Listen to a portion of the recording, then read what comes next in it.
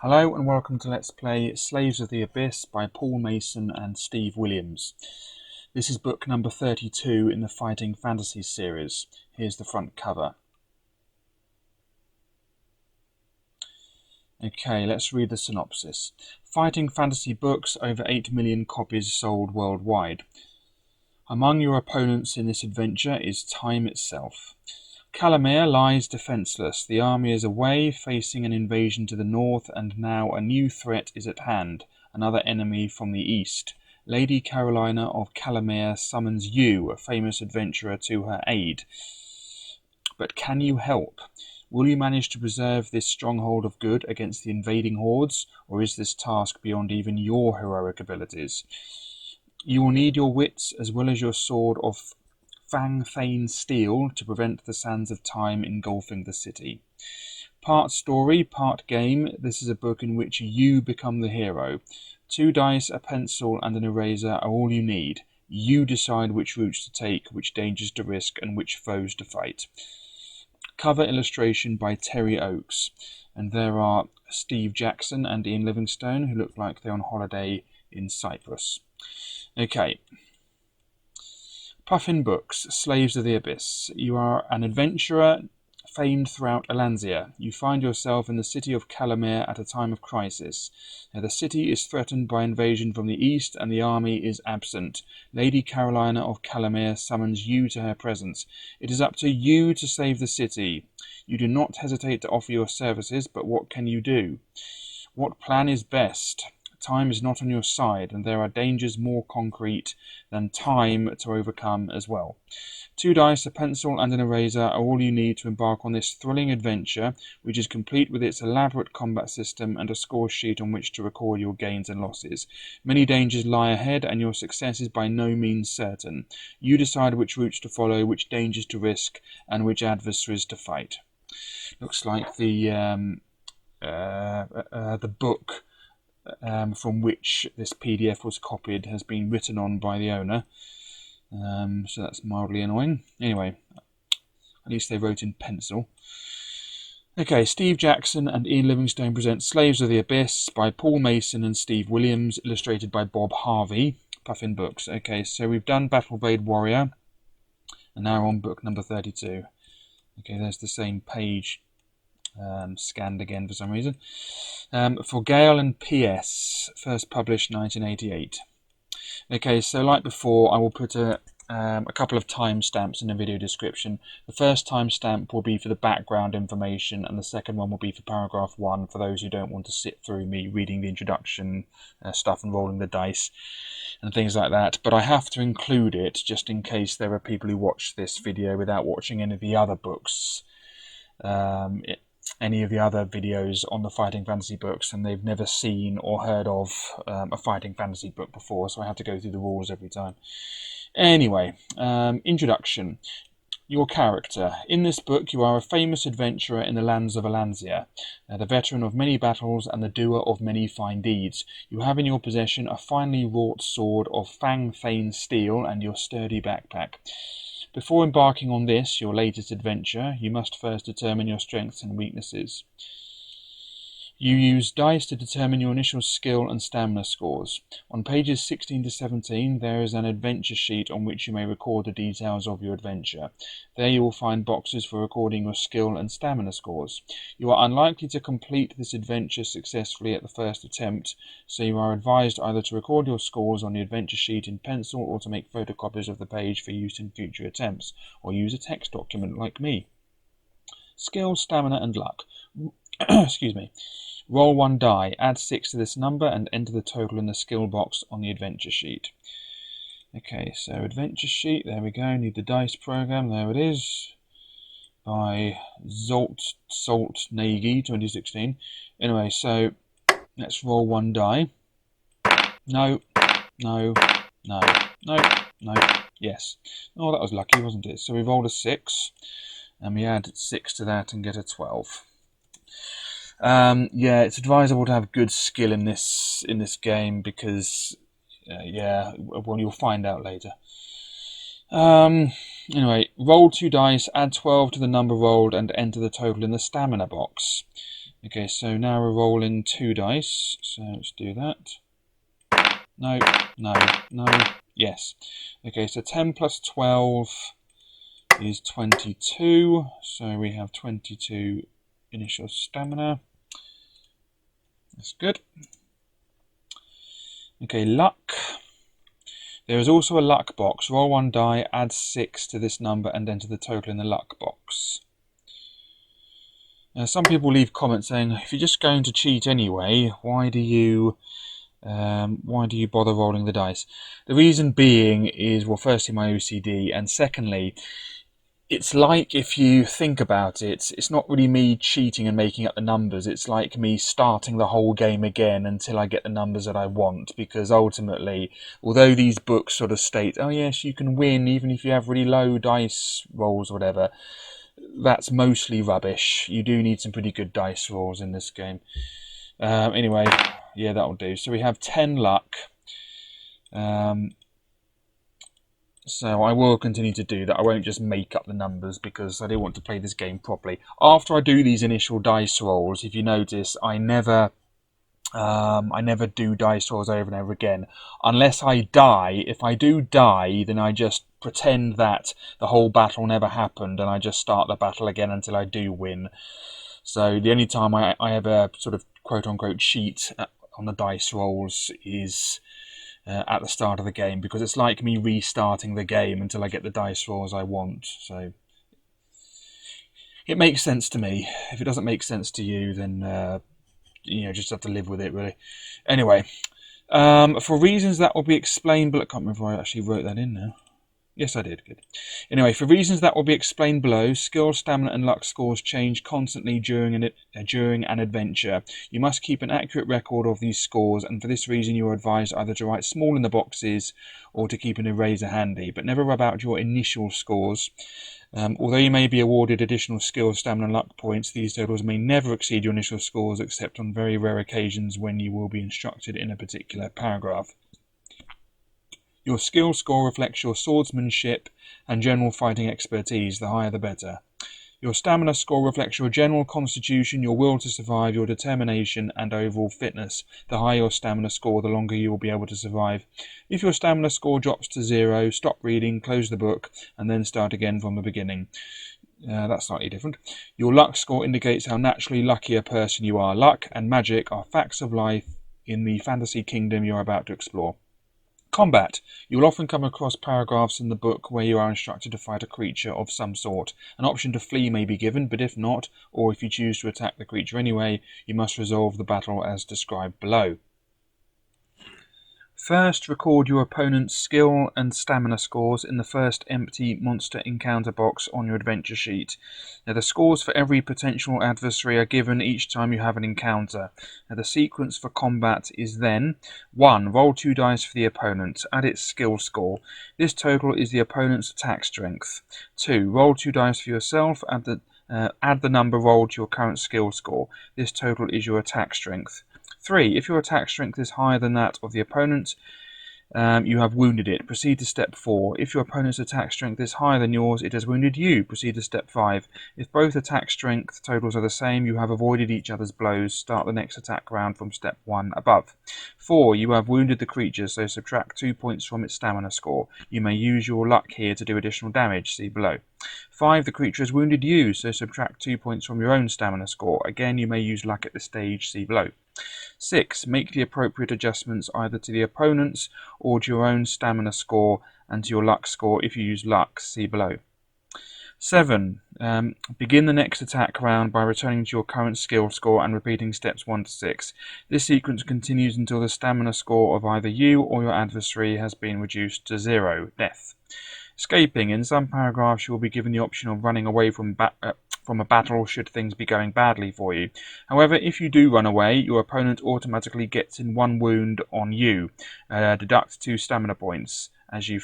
I'll start again. However, if you do run away, your opponent automatically gets in 1 wound on you. Deduct 2 stamina points as you flee. Such is the price of cowardice. Been through that, it's not cowardice. If you're dying, it's a good thing to flee. That's not necessarily cowardice, is it? Note that you may use luck to minimize this wound in the normal way, see below. You may escape only if that option is specifically given to you in the paragraph. Fighting more than one opponent. If you come across more than one possible adversary in an encounter, the instructions in that paragraph will tell you how to handle the battle. Sometimes you will treat them as a single opponent, sometimes you will have to fight each in turn. Instant death. You are a mighty warrior with a blade of finest fang-thane steel. Whenever you roll a double 6 in battle, you have scored a killing blow on your opponent. The battle ends straight away and you are the victor. Well, that's slightly different, we'll have to remember that. Okay, so whenever you roll a double 6 in battle, you have scored a killing blow. Okay, you may inflict killing blows on your opponents only if you are using your sword. If you ever lose the sword, you will forfeit this special ability. Luck. At various times during your adventure, either in battle or when you find yourself in a situation in which you could be either lucky or unlucky, on each occasion you are invited to test your luck in the relevant paragraph, you have to call on your luck to make the outcome more favourable. But beware, using luck is a risky business, and if you are unlucky, the results could be disastrous. The procedure for testing your luck is as follows. Roll 2 dice. If the number rolled is equal to or less than your current luck score, you have been lucky and the result will go in your favour. If the number rolled is higher than your current luck score, you have been unlucky and you will be penalised. Each time you test your luck, you must subtract 1 point from your current luck score. You will soon come to realise that the more you rely on your luck, the more risky this will become. Using luck in battles. In certain paragraphs, you'll be told to test your luck and will then discover the consequences of being lucky or unlucky. However, you always have the option of using your luck in battle, either to inflict a more serious wound on an opponent you have just wounded, or to reduce the effects of a wound the opponent has just inflicted on you. If you have just won an attack round, you may test your luck as described above. If you are lucky, you have inflicted a severe wound on your opponent and may subtract an extra 2 points from the creature's stamina score. However, if you are unlucky, the wound was a mere graze, and you must restore 1 point to its stamina. I.e., instead of scoring the normal 2 points of damage, you have now scored only 1. If you have just lost an attack round and been wounded, you may test your luck to try to lessen the wound. If you are lucky, you have managed to avoid the full impact of the blow. Restore 1 point of stamina so that instead of doing 2 points of damage, it has done only 1. If you are unlucky, you have had to take a more serious blow. Subtract 1 extra stamina point. Remember, you must subtract 1 point from your luck score every time you test your luck. Restoring skill, stamina and luck. Skill. Your skill score will not change much during your adventure. Occasionally a paragraph may give the instruction to increase or decrease your skill score. A special weapon may also increase your skill, but remember that only one weapon can be used at a time. You cannot claim 2 skill bonuses for carrying 2 magic swords. Stamina and provisions. Your stamina score will change a lot during your adventure as you fight monsters and undertake arduous tasks. As you near your goal, your stamina level may become dangerously low and battles may be particularly risky, so be careful. Your backpack contains enough provisions for 5 meals. Just make a note of that. So 5.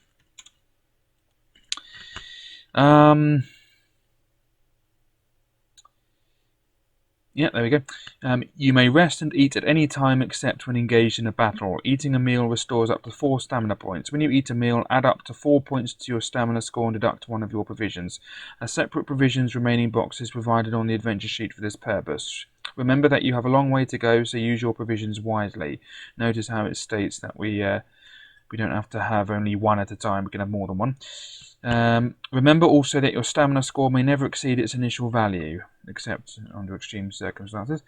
Luck. Additions to your luck score are awarded during the adventure when you have been particularly lucky. Details of when this occurs are given in the relevant paragraphs. Remember, as with stamina, your luck score may never exceed its initial value. Equipment. You will start your adventure with a bare minimum of equipment, but you will probably acquire other items during your travels. You are armed with a fine steel sword which has carried you through countless fights, and you are dressed in your battered leather armour. You have 5 gold pieces left from your last adventure, and a backpack to hold your provisions and any treasures you may come across. Okay, so we have the the fang-thane sword.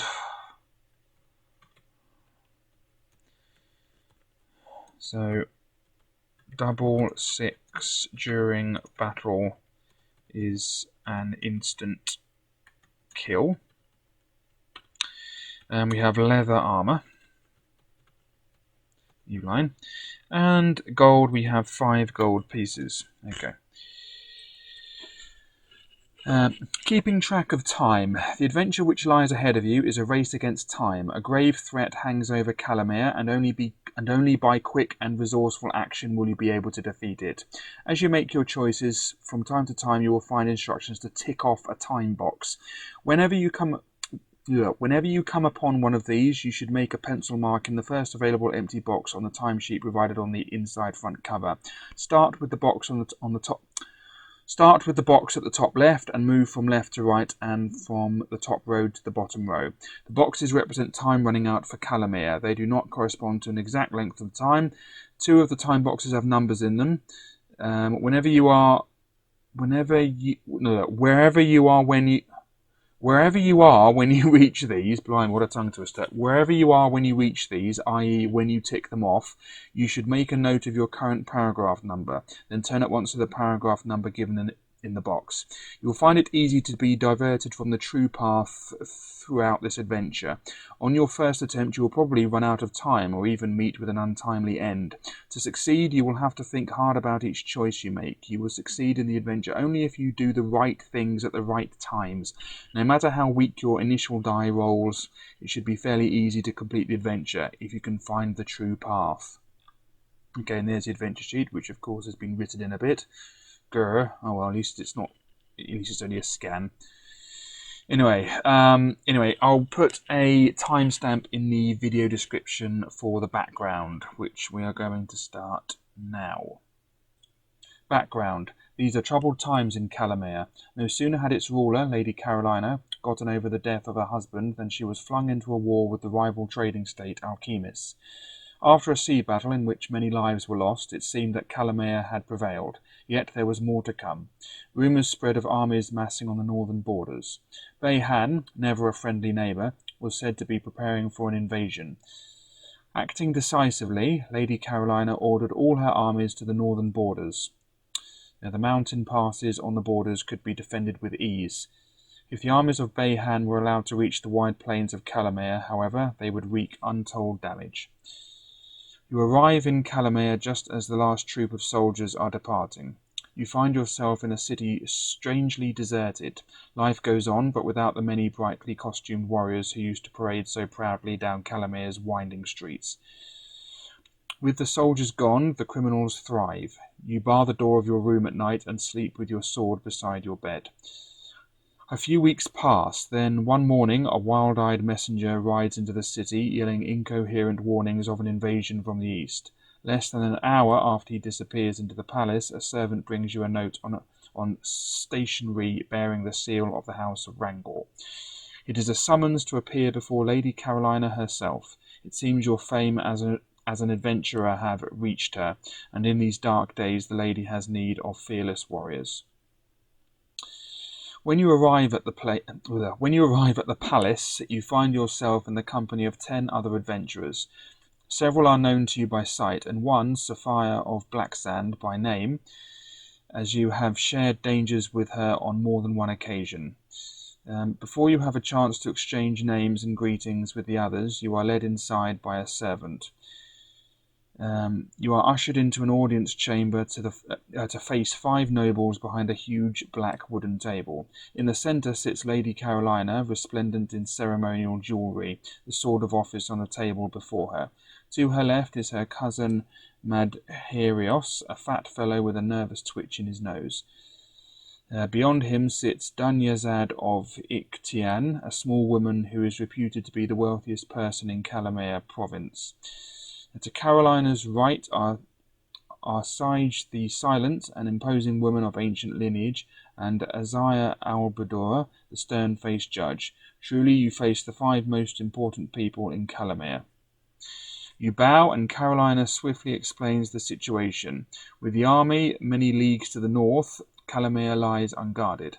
Now a messenger has arrived from the easternmost regions, telling of villages found deserted.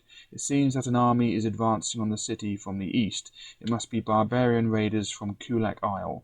A rider must be dispatched at once to fetch back half of Calamere's army. Meanwhile, the city must be defended in some way. Carolina explains that her loyal champion Ramides the Invincible, most feared warrior in all the southern lands, is away on a quest for a fabled relic. She praises you all for your past gallantry and asks that you help her and gain the gratitude of the whole province by undertaking the defence of the city. You may be few in number, but surely the glory will be all the greater. Now turn to paragraph 1. Okay, so like before, I'll put a timestamp, as they call it, in the video description for paragraph 1, which is right here. Okay, how can you refuse such an appeal? The other 10 are quick to volunteer for the task, and your voice joins theirs in pledging allegiance to Lady Carolina. This is your chance to become more than a wandering adventurer. You'll be a true hero of legend. You listen as the 5 nobles begin to lay plans. One of you must ride to the northern passes and summon the army. Another must ride east to scout out the invaders. The rest must remain in Calamea and use all their wits and ingenuity to prepare a defence. What do you intend to do? Volunteer to ride north for the army, turn to 92. Volunteer to scout to the east, turn to 104. Or remain behind to defend the city, turn to 288. Okay, we're going to volunteer to scout to the east and turn to 104.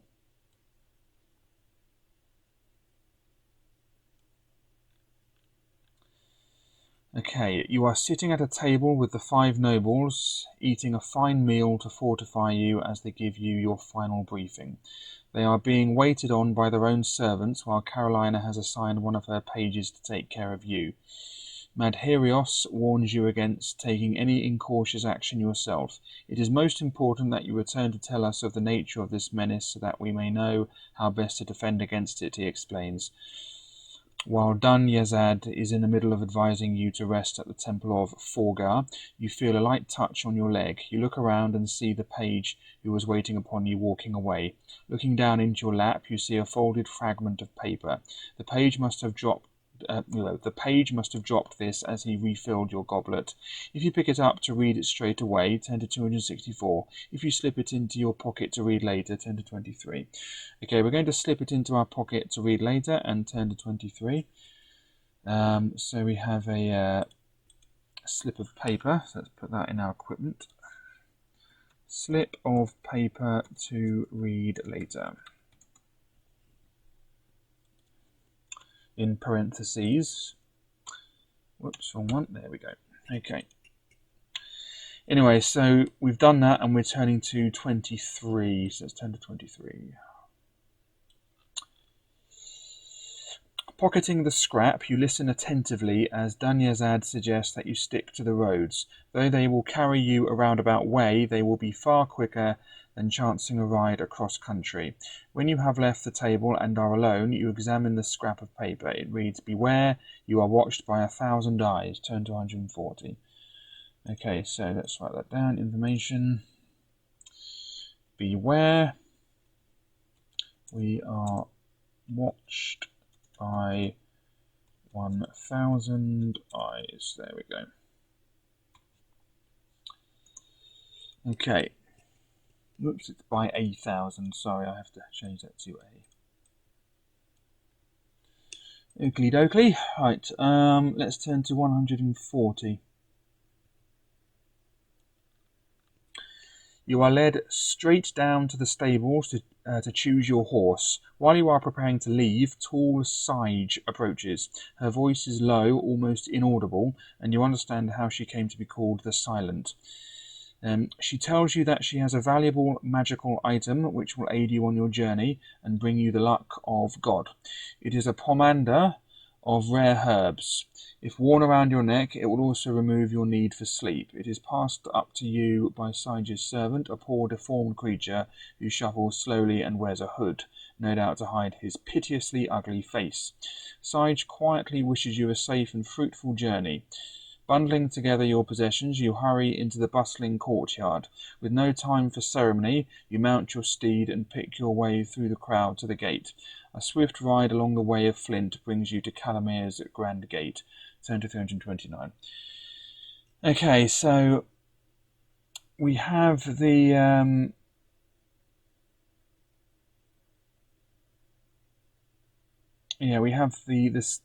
we have Sige's Pomander. So let's put that in here. So Sige's Pomander. There we go. And I'll just say removes the need to sleep.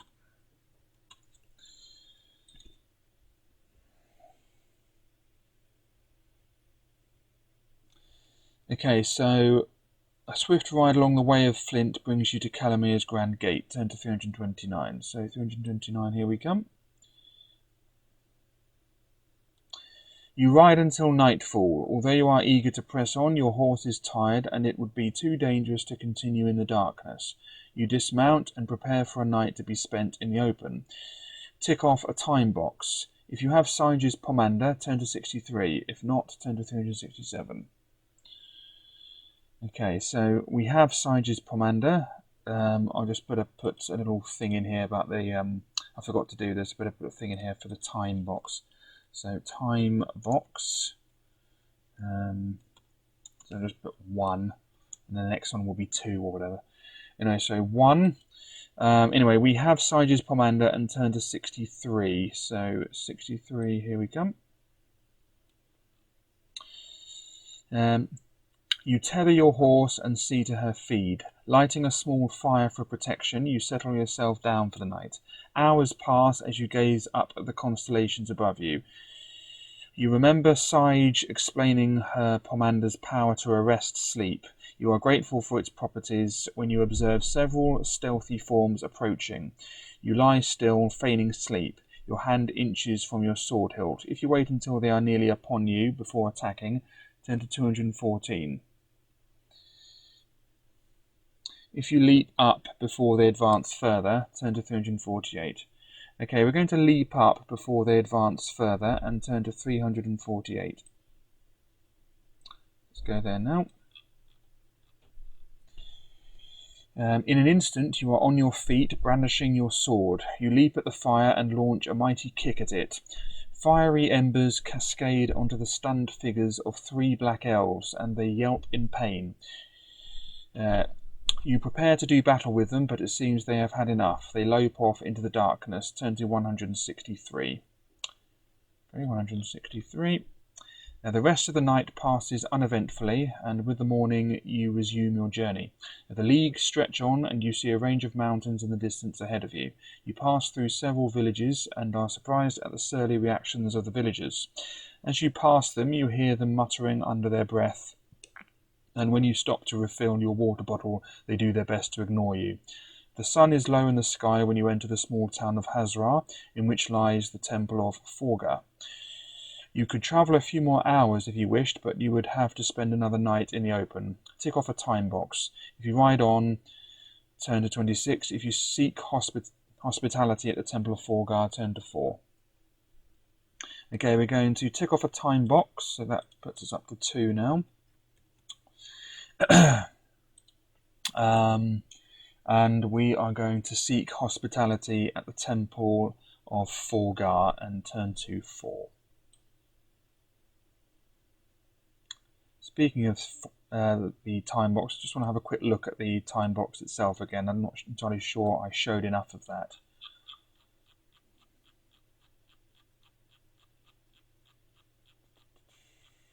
Oh, good. Oh, good. That was easy to find. It looks like, oh, it's there, yeah, I remember it being in colour. Okay, so we have 8, 14, we have 20 time boxes in total. 8 plus 6 plus 4 plus 2. Yeah, so... yeah, okay, let's go back to paragraph 4. And then let's read paragraph 4. Forgar is the god of pride, and his priests here in Hazra certainly have their fair share. The old man who admits you to the temple looks you up and down coldly, saying not a word. You are led in to see the high priest, a wrinkled, venerable old fellow who eyes you with distaste. So, the lone dog dare darken our portals once more with its presence. He snarls in a voice surprisingly firm for one of his age. Perhaps you would care to empty your backpack for us. If you agree to empty your backpack, turn to 15. If you refuse, turn to 390. Okay, we're going to agree to empty our backpack and turn to 15, and there they are. So we're turning to 15, off we go.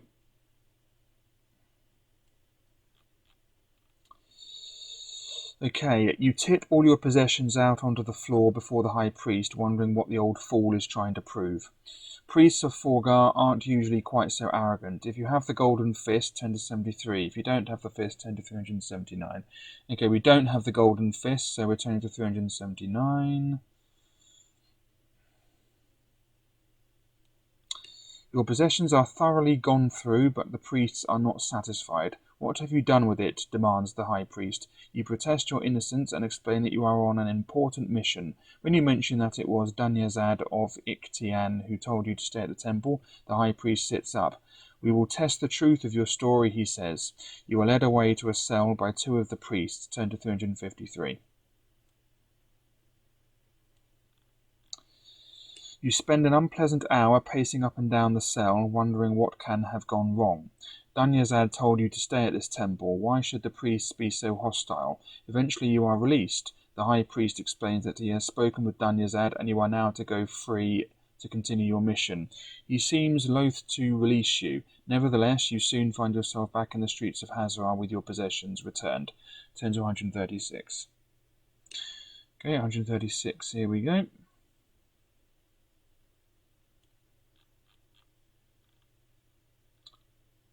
And that is where we are going to stop the video. So on paragraph 136, which I'll mark as unread.